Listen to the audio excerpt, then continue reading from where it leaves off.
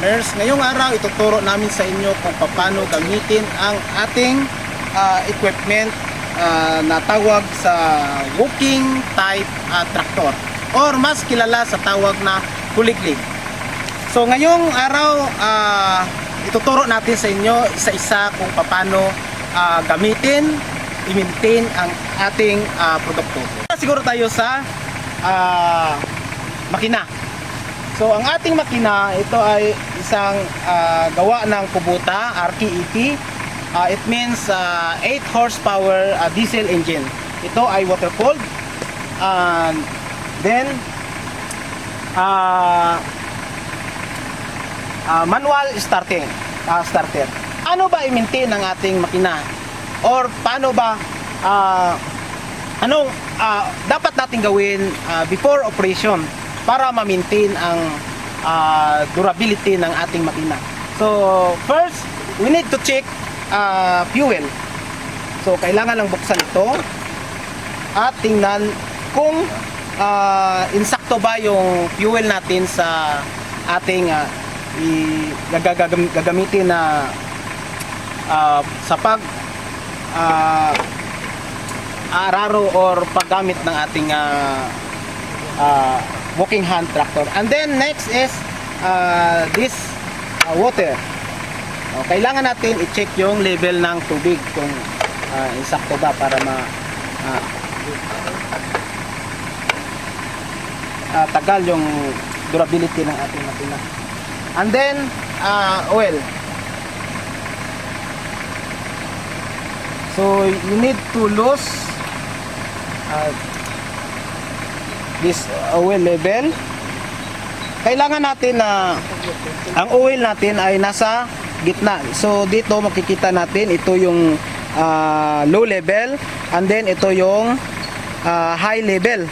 So yung kailangan ng ating makina ay nasa gitna talaga para make sure nga hindi siya makuan sa oil.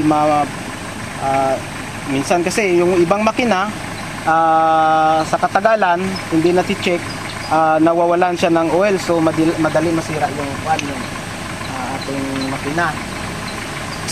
Is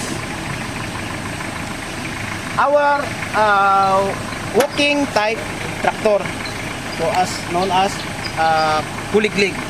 So ano bang dapat i-maintain sa ating kuliglig? So first, we need to check the oil. So paano i-check ang ating oil sa ating gearbox?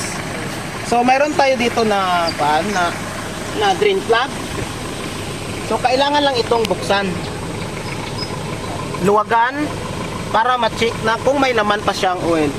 So sa oil ng ating gearbox, pwede na natin ito siyang lagyan ng kahit na used oil lang siya.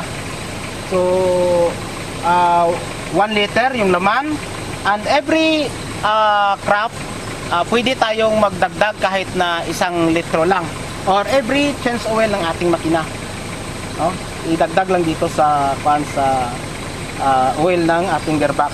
So yung ating kuliglig, heavy duty ito siya.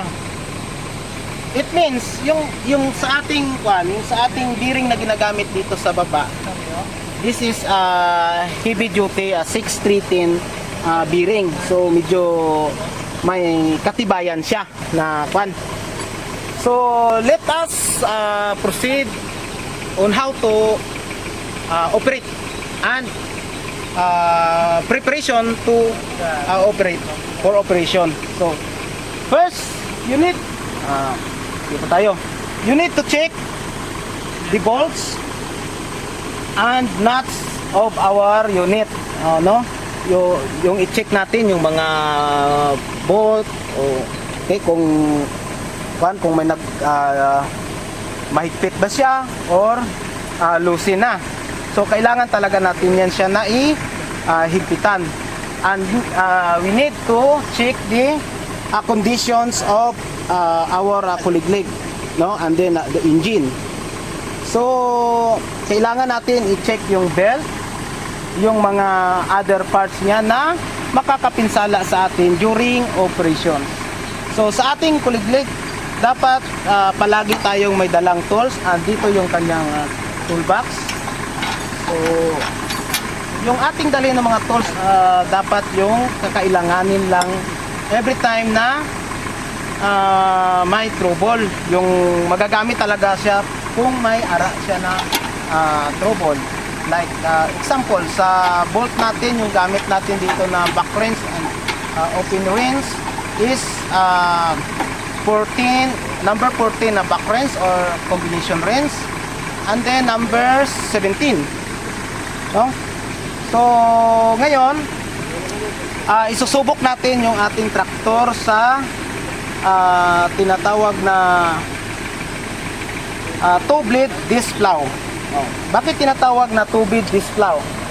So, ito siya, mayroon ito siyang yung single plow. So, ito ngayon, disc plow yung ginamit natin. Itong disc plow, yung size nito is 16 inches both. So, mas maganda ito siya kasi dalawa na yung kaysa doon sa single plow. Dalawa na yung plowing system niya. So, mas mabilis ang kukultivate ng ating lupa. So, let us proceed for the testing of this equipment.